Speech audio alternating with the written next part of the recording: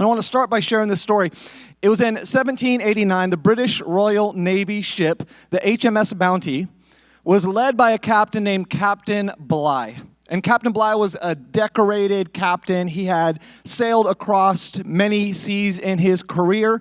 He had overcome a lot of obstacles, and he was well known throughout the world as a captain that could accomplish anything. You put him in a difficult situation, he's going to make a way. You put him in a crisis, he's going to find breakthrough.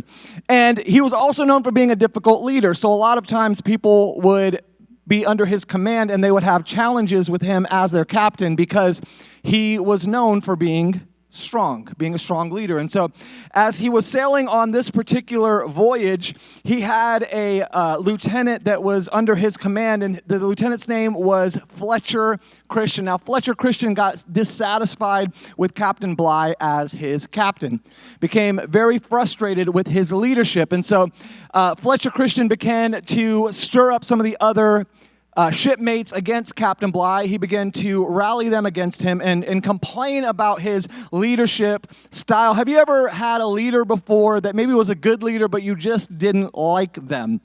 You didn't really enjoy the way that they led. You felt like maybe they were a little too harsh, a little too direct, a little too forward. And so they started complaining, they started wrestling with him as a leader, and before too long, they organized a mutiny. And so the members of the HMS Bounty, they grabbed Captain Bligh and 18 other people who decided that they wanted to stay loyal to him, and they put them in a small life raft, and they took over the ship, and they sent Captain Bligh and 18 other members with limited provisions loose on the Pacific Ocean. Now, how many of you guys would be terrified if you were in a position where you're on a large ship and then all of a sudden there's a mutiny and you are put on a lifeboat with small provisions and set out in the middle of the ocean? And that's what Captain Bligh and the people that were loyal to him found themselves doing. They were adrift on the Pacific Ocean. And the reason why I'm familiar with the story is because they ended up sailing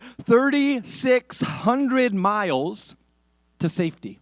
They went through the Fiji Islands, they went through some other islands in the South Pacific, and defeating all odds, like truly a miraculous story and truly a testament to Captain Bligh's leadership and naval abilities, that he was able to take his small crew of 18 men with limited supplies on a lifeboat and actually make their way to safety. 3,600 miles. Meanwhile, the mutineers took control of this large ship, the HMS Bounty, and they moved on to Tahiti, picked up some local women, and then got back on the ship and sailed and ultimately ended up shipwrecking on the Pitcairn Islands, which were an uninhabited group of islands in the South Pacific. And before too long, after only a few years had passed, nearly every single one of them, all but one, died within a matter of years due to infighting, disease, alcohol, all sorts of problems that arose. They were fighting amongst each other, and just a few short years in, all of them were dead. And the interesting thing is that today, the Pitcairn Islands are no longer uninhabited because they are inhabited by the descendants of the Tahitian women and the crew from the HMS Bounty. Everybody that lives on those islands is a descendant from the band of mutineers. And it's interesting to me because the one that's the captain of your ship will influence where you spend your life. See, these men, they wanted to get back home. They wanted to get back to England. They wanted to get back to civilization. They wanted to get past the situation that they were in, and they thought, if we don't change captains, we're going to be stuck in the Pacific Ocean for the rest of our lives. And so they made a decision that altered their destiny by changing their captain. And ultimately, Captain Bligh and his small crew on the lifeboat made their way back 3,600 miles to safety, and ultimately went back to their home nation, went back to England. And Captain Bligh finished out his naval career as a decorated officer, and he got promotions and saw his life go well. And at the end of the day, it really matters who the captain of your ship is. Do you realize that this morning, church? It matters who is the captain of your ship. And so I have a question for you this morning: is who's the captain of your ship? Who is the captain of your ship? Who's the captain of your life? Because whoever's at the helm of your life will set the direction for your destiny. Whoever is at the helm of your life will set the direction for your destiny. And so we're in a series called Get Your Ship Together, and today I want to talk about Lordship. Look at your neighbor this morning and say, Lordship. I want to talk about Lordship. See, like Fletcher Christian, we often convince ourselves that we know better, but that always ends in shipwreck. We convince ourselves that we know better, but it always ends in shipwreck. It always ends in calamity. How many of you guys, you've ever thought you knew what you were doing and it turned out you had no idea where you were going, what you were doing? You thought you had it all figured out. How many guys can remember back when you were a teenager and you told your parents, I don't need you anymore. I know exactly what I'm doing. How did that work out for you? How many of you have teenagers right now and you know the path they're heading because you've experienced it yourself? Here's an interesting thing about what happens when we convince ourselves that we would do better at the helm of our lives, that our descendants will inhabit the shores of our misdirection. Our descendants will inhabit the shores of our misdirection. Do you realize that this morning? If there are things in your life that you are allowing to guide your life, your future generations will be affected by the things that you allow today. Are you listening to me this morning, church? If you don't overcome your addiction, your children and your children's children are going to grow up in the house of an addict, and they are going to pay the price for the addiction that you refuse to overcome because you allow your addiction to be the captain of your life. And now you're raising your children on the shores of your misdirection. Just like Fletcher Christian. No. I can figure it out. I can handle it. I can take care of it. I can do this. I know what I'm doing. And then fast forward years later, now our descendants are not growing up where they were supposed to grow up. They're growing up in a new land because of the decisions that we made in our past. And we see this happening in future generations. Like so many of us, if we look around, we can see that the values of younger generations are rapidly migrating from values that maybe we were raised in. Do you notice that this morning? Research suggests that modern generations tend to approach the concept of God's lordship, which is his supreme authority, with a mix of skepticism, redefinition, and selective acceptance. So they're very selective on the areas in which God can be Lord of their life. They're very skeptical about a God that wants to be involved in their decisions. And so what they try to do is pick and choose the areas that they want to give God access to in their life. And we are raising future generations to have selective acceptance. This stems from a broader rejection of absolute authority in favor of personal autonomy and relativism. We live in a generation where younger people are more and more rejecting authority. Have you noticed that today? Like we live in a generation where if you go to a PTA meeting, you are far more likely to side with your child instead of the teacher. And what that communicates to the child is that you don't have to listen to authority, and I'm going to make sure that nobody else ever tells you what to do. And I'm not saying there's never a situation where you need to speak up for your kid, but what we are doing is we are training our children that I'm going to fight all of your battles and you can never be wrong, and everybody else that ever tries to tell you that you need to grow or try to coach you or try to teach you how to do better, they're out to get you. And so don't listen to them, listen to me. And ultimately, we are raising generations of children that don't know how to be coached and don't know how to be corrected. And at the end of the day, you're raising children that are going to grow up thinking that they need to be the captain of their life and nobody can tell them anything. And as they get older, they find themselves shipwrecking. Have you ever noticed, any parents in the room today, can I see some hands? Have you ever had a situation with your children where like you allowed them to live in a situation where your parents would have murdered you? Anybody? You ever find yourself having a conversation with your child where you are negotiating with them when your parents would not have negotiated with terrorists? Like you can go back into your 12-year-old body and been like, oh, like my parents, like I would be dead. I'd be dead. Like they would find my body in a marsh somewhere. I'd be in the Brazos floating because I talked to my dad that way. And that's just not going to fly. But like now we raise our kids and we find ourselves having conversations and I'm like, dude, I would have caught hands for this. And I'm begging you to listen to me. And ultimately, like we are raising generations of children that don't know how to submit or surrender to authority. And can I let you know something this morning? Like you need to have somebody in charge of your life. You need to have somebody setting your trajectory. And I don't know about you, but I don't know enough to make those decisions on my own. I need someone that is higher than me. I need somebody whose ways are greater than mine to direct the course of my life. The Barna Group did a study, and they found that fewer than 4% of Gen Z hold a biblical worldview, that the notion of lordship can feel oppressive to a generation taught to challenge power structures. We actually teach our children to challenge power structures, speak truth to power.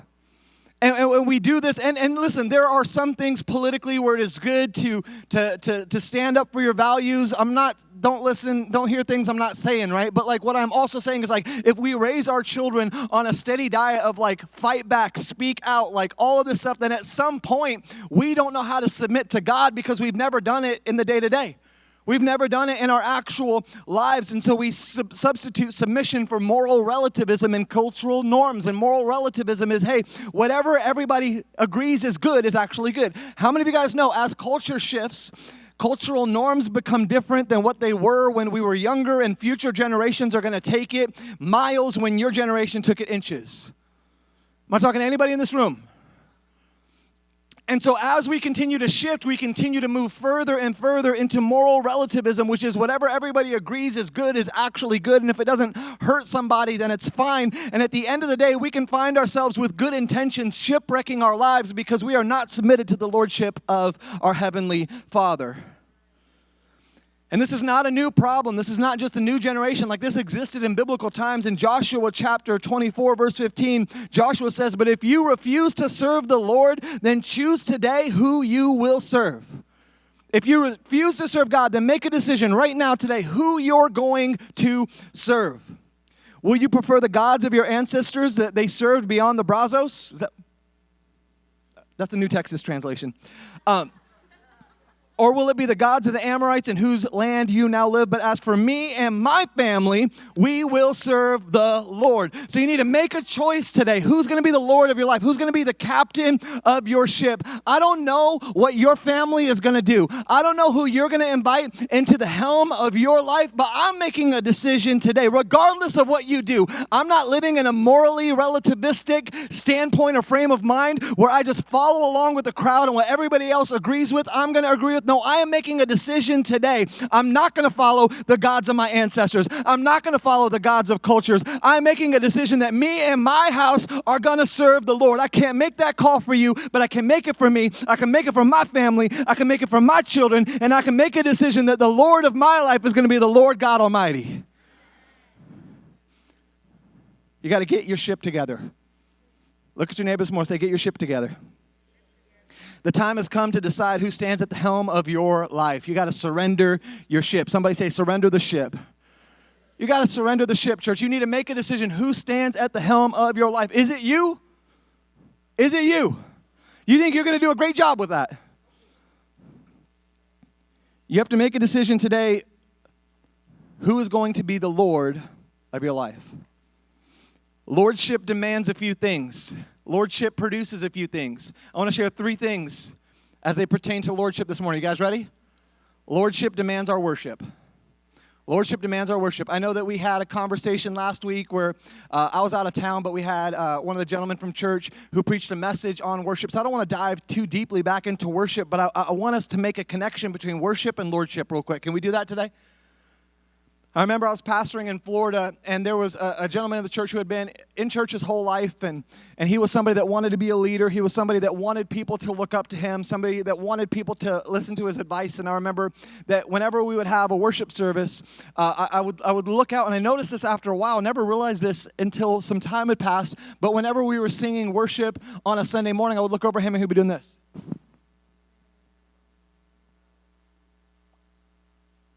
And he would just stare at the lyrics on the stage, and his arms would be crossed, and he would never sing along. And I remember asking him about it at some point, and I said, hey, bro, like, why don't you worship? And he said, I just don't want to. It's not my thing.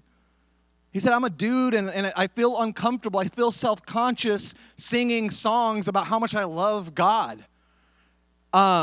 Can I let you know something today? Like, if you can't submit yourself to worship God, if you can't surrender your masculinity to put God on the throne, can I let you know God created your masculinity? God created your femininity. And if you are so self-conscious about how people might perceive you, you're actually worshiping other people's opinions instead of worshiping the one that created you and submitting yourself to how he looks at you instead of how the people around you look at you. And if you fold your arms and refuse to worship, you will find yourself shipwrecked on the shores of your own hubris and your own insecurities. Are you listening to me this morning, church? It's really, really hard to surrender and submit when you got your arm crossed. I want everybody in this room, I want you to try something. I want you guys to cross your arm and make like just a stank face. Just do that. Just everybody. Some of y'all aren't doing it. Do it. Now look at your neighbor and say, you look dumb.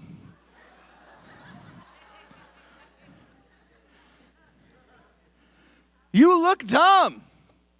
Can I let you know something this morning? Like, that's how we approach God sometimes. We cross our arms, we make a pouty face. It might not be in the song service portion of a church, but we do it in some area of our life that God is calling us to lay ourselves down and worship him. And we fold our arms. It might not be during a song, but it might be during the tithing portion. And you're like, I'm not going to give. It might be when it comes to serve on a team and actually contribute something and help other people. You're like, I'm not going to give my time. I'm not going to show up early. I'm not going to help with setup and tear down. I'm not going to love my neighbor. I'm not going to encourage my enemies. I'm not going to pray for those who have spoken evil against me. I'm not going to worship God in that area. Am I talking to anybody? Am I stepping on toes this morning? If I am, say ouch. Psalm chapter 95, verses 6 through 7 says, come, let us worship and bow down. Let us kneel before the Lord our Maker, for he is our God. We are the people that he watches over, the flock under his care. If only you would listen to his voice today. Come, let us bow down before God. Not bow down before you, not bow down before your preferences, not bow down before your insecurity, not bow down before your ambition or your greed. Let us bow down before God. If only you would listen to him today. You know why we need to bow down before God? Because you're not God. You're not God. Your preferences are not God. Your ambitions are not God. Your greed is not God. Your bitterness is not God. Aren't you glad that you're not God? Ladies in here, aren't you glad your husband is not God? He might think he is, but he's not. Aren't you glad that you're not God? Stop trying to sit on a throne that doesn't belong to you, church. Stop trying to sit on a throne that doesn't belong to you. Lordship starts with acknowledging that God is greater, stronger, and higher than us. He's not just a mentor, he's the maker. He's not just our consultant, he's our creator. He's a shepherd, not a suggestion. He is Abba, Jehovah, mighty God. He's Lord of all. He is captain, not the first mate. And it's time to put him on the throne. It's time to give him control. It's time to invite him to the helm of our life, church. Because at the end of the day, if you are crossing your arms and you are withholding worship from God, again, I'm not just talking about song. You know that worship is more than singing a song. If you are crossing your arms and withholding worship to your Creator, that is mutiny. That's mutiny. You're like, God, I know I'm in my ship and I know that I'm supposed to invite you into it. I know I'm supposed to worship you. I know I'm supposed to submit to you. But what I'm going to do is I'm going to hang on to the oars. I'm going to hang on to the wheel and I'm not going to surrender to you. Listen, that's mutiny because it's God's ship. It's God's life. It's God's glory. It's God's throne. Do you really want to commit mutiny against God? We talked about worship last week, but listen, worship is not just singing a song. It's surrendering a life. Worship is in every part of your existence. It is equal parts reverence, submission, and adoration to God. You can sing a song and lack reverence, submission, and adoration, and you are not worshiping, you're just singing. But you can come into a worship service and not know the words to the song, but still be filled with reverence, adoration, and submission, and you can be worshiping God and not even know the song that we're singing. And some of you are getting shipwrecked because Christ's Lordship isn't the object of your worship. You're getting shipwrecked because Christ's Lordship is not the object of your worship. It's not. Because whatever you worship, like that's the thing that you point your life to. And we're getting in our life and we're sailing on our journey and we are pointed at our addiction. And every decision that we make is being guided by our addiction and we worship our addiction. We worship alcohol. We worship drugs. We worship prescription pills. We worship our career. We worship our greed. We worship our ambition. And every decision that we're making in our life is setting us on a trajectory towards our God. We're aimed at it. I just need this relationship to work out. I just need this marriage to work out. I just need whatever it might be. It might even be a good thing, but if it is the object of your worship, it can become a bad thing. I'm not talking to anybody in this room this morning. And what God is doing is He is inviting you to orient your ship towards Him, to worship Him, because Lordship is revealed in our worship. You know who your Lord is by looking at what you spend your time worshiping. And for many of us, can I tell you how stupid it is that a vast majority of people in Texas, we worship professional sports more than our Creator? Are you with me? Like, we will worship a baseball team or a football team. Like, it is literally an act of worship. We gather in a temple and we start screaming praises to our favorite player, and it's stupid. It's stupid. Like, and don't get me wrong. Like, I see my brother up here in an Astro. I'm gonna burn this as soon as I get home. Watch your sport. That's fine. But like, some of us, like, if we looked at your time and how much time you spend on something, like you might be surprised at how much effort and emphasis you put into Super Bowl.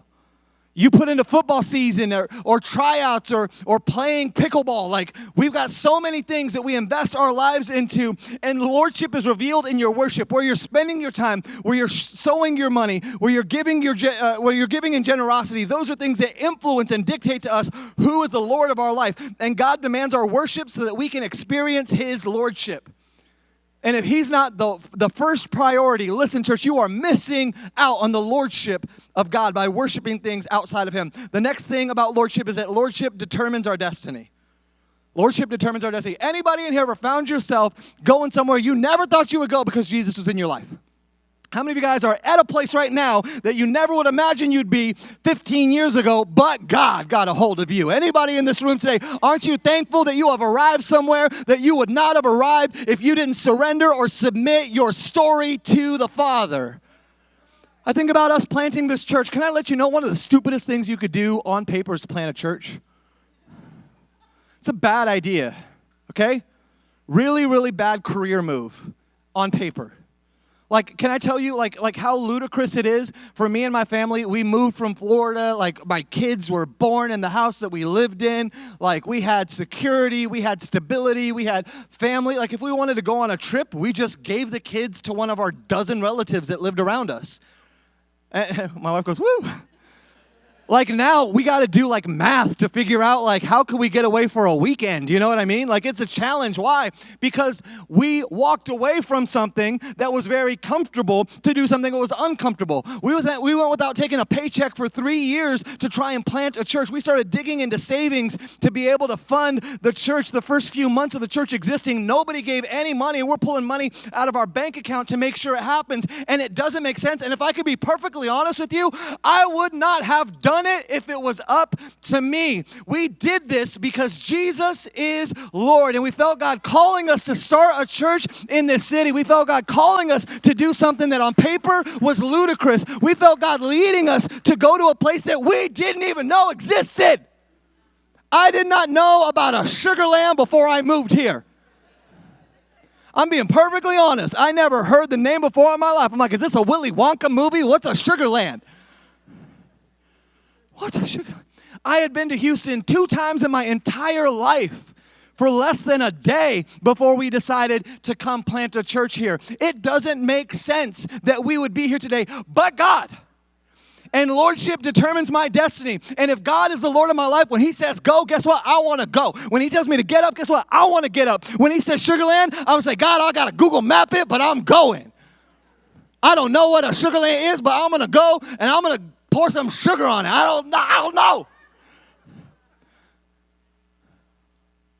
But we look at the mutineers from the HMS Bounty, and their Lordship determined their destiny because they wanted to get back home, but they never arrived home. They actually ended up shipwrecked on the Pitcairn Islands, and their future generations stayed in the place that they never even knew existed, and they stayed on the shores of their indiscretion. And let me let you know something, like you can take lordship into your own hands, but you're going to find yourself in places that only you would take you instead of places that only God can take you. And I don't know about you, but I want to end up in places that God has for me instead of places that I accidentally stumble upon myself and my own understanding. I don't want to lean into my own understanding. I want to lean into His understanding, into His purpose, His will, and His destiny for my life. Where I end up is a direct result of who is at the helm of my life. Are you with me? And too many of us, like, we give control of our trajectory to a romantic partner that we have known for 11 months. Can I tell you how dumb that is? Can I tell you how dumb that is?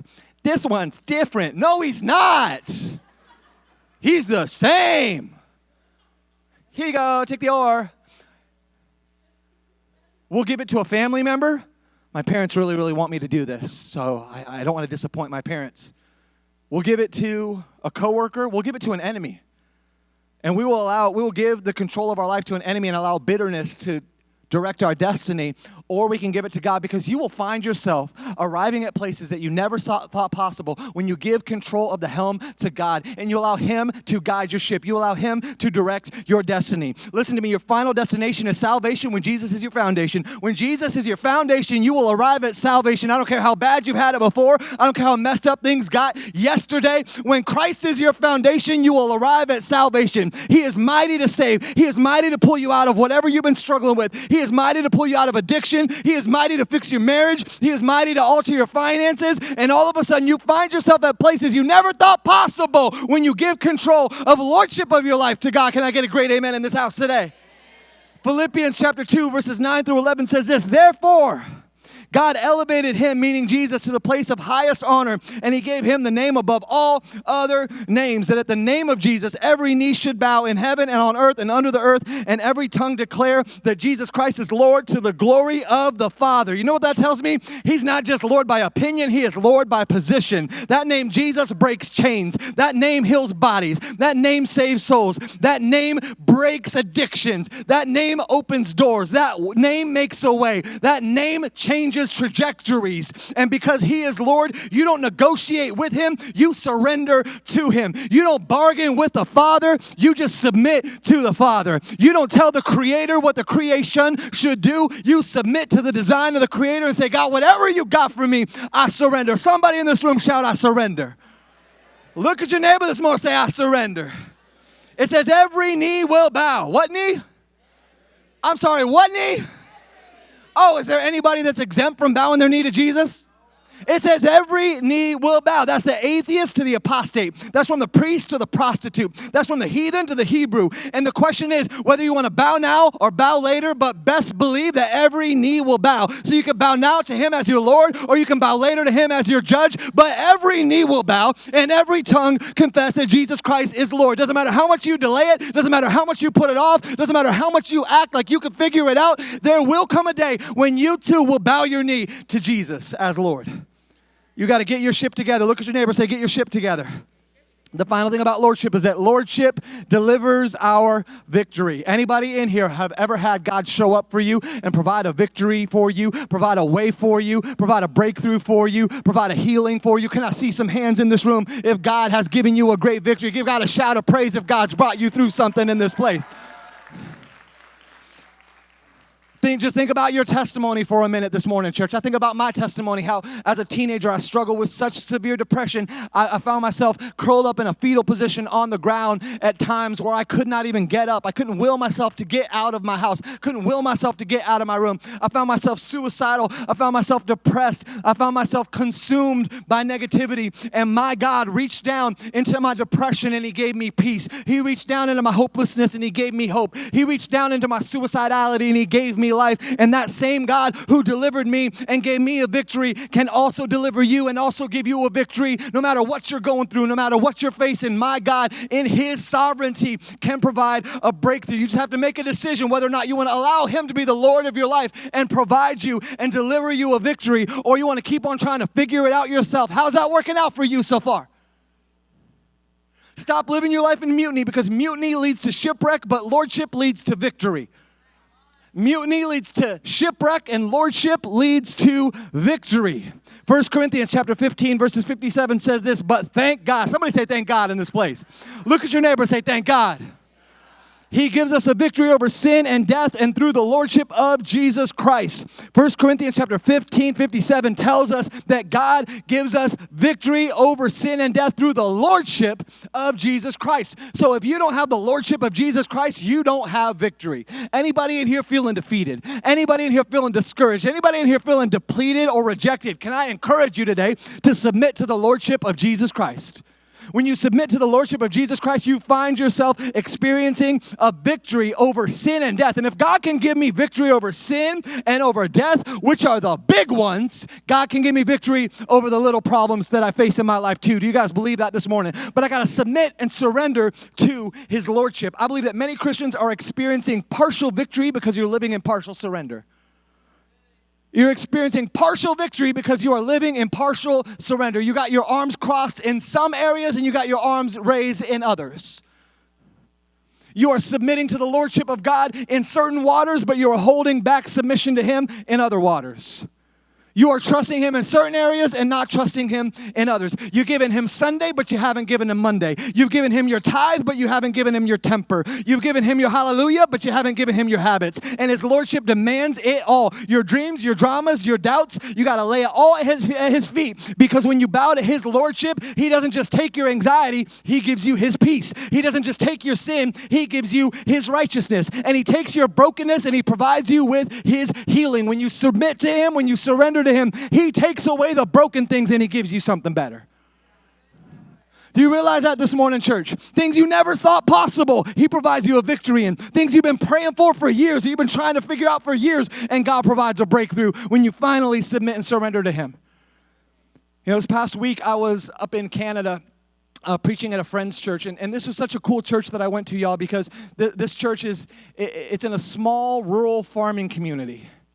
Small rural farming community. It's in a town of 9,000 people. Tiny, tiny town. There's nothing really around it. And this church has been there for 35 years, and for 30 years it was under 150 people. They've had 5 pastors in 35 years, and the pastor that's there now has been there for 2 decades. And this church has never grown over 150 people, but in the past couple of years since COVID, the church is exploding. And when I was there this past Sunday, they had the most people they've ever had in a normal service, which was over 600 people in this small, tiny farming community of a church that's struggled to grow for decades. And God's doing some incredible things there. God's moving. And so they invited me to speak, and I spoke on miracles. And I talked about a miracle that I seen God perform and how I believe that God still does miracles today. Do you believe that God still does miracles today, church? Say, I believe it. And I had a gentleman that came up after the first service, and I looked down, I saw him, and he was wearing a cowboy hat and cowboy boots with a big old rodeo buckle. I was like, that's my people. That's a Texan right there. I don't know what he's doing in Canada, but that's a cowboy right there. Yeehaw! You know, like, that's my people. And then I realized he's sitting in a wheelchair, and so I went up to him after service, and he goes, Pastor Daniel, can you pray for me? He said, 12 years ago, I had a stroke, and when I had the stroke, it completely paralyzed the left side of my body. His face was drooping on the left side. His arm was shriveled up. He hadn't moved. He couldn't move any part of his body. And for 12 years, he hadn't moved his arm 1 inch, and so his arm had shriveled up and atrophied as a result, and his leg was shrunken and curled in on the side because he could not move it even an inch. And he's like, Pastor Angel, would you pray for me? I believe that God has a miracle for me. I believe that God can do something. And so I started praying for this gentleman. And I wanted to show you a video of what happened as we prayed. Remember, he has not moved. He hasn't stood up. He hasn't moved his arm. He hasn't done anything in 12 years. I want to show you guys this video really quick. All right, everybody, let's put our hands on him, on this ankle specifically. This is what's trying to give us trouble. God, I just pray one more time, Father God, you strengthen this ankle. You got it? All right. Take a step. Come on, you did it. All right, come on. Come on. You got it, brother. Get you. Stand up again. There you go. There you go. There you go. This was a man that had not moved for 12 years, and all of a sudden, for the first time in 12 years, he was able to stand up under his own power. He took his arm that he had not been able to move an inch in 12 years and picked it up above his head. He stood up with his own power, and all he needed was for us to hold his hands to balance him so he wouldn't tip over because he hadn't stood up in 12 years. Can I let you know something? That when Jesus Christ is Lord, he provides you victory. He provides you breakthrough. He provides you healing. He takes away the brokenness and he gives you wholeness. He takes away the depression and he gives you joy. He takes away the addiction and he gives you confidence. Can I tell you something this morning? He will lift you up if you trust him, if you surrender to him, if you submit to him. And I got a question for you this morning. What is keeping you from bowing your knees to the Lordship of God? Is it your pride? Is it your fear? Is it the situation that you're trying to fix yourself? Because I need you to hear me today. You don't have to wait for a shipwreck to force you to your knees. You don't have to wait for a storm to find submission. You can actually surrender and submit to God today. You can bow now. You can surrender now. Because when you make him Lord, he makes a way. When you crown him king, he fights your battles. And when you lift him up, he lifts you up because Jesus Christ is Lord over all.